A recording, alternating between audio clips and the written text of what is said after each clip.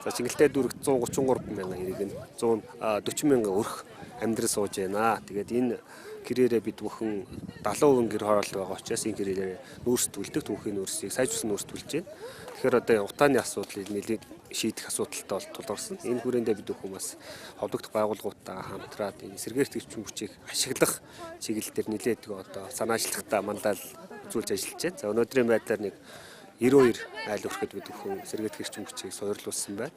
Тухайн айл өрх маань идэвхтэй нэг санаачлагтай байх хэвээр. Энэ талаар бас мэдээллийг олгож байгаа. Мэдээж одоо дулаалгаа сайн хийсэн байх хэвээр. За тог цахилгааны одоо цахилгааны утсаа яг мэрэгжлийн утсаар бэлдсэн байх хэвээр. Энэ шалгуурыг хангаж байгаа. Одоо айл өрхтөө бид бүхэн суйрлуулад энэ эрчим хүчний хэмнэлт үүсгэхэд ингэ явж байна.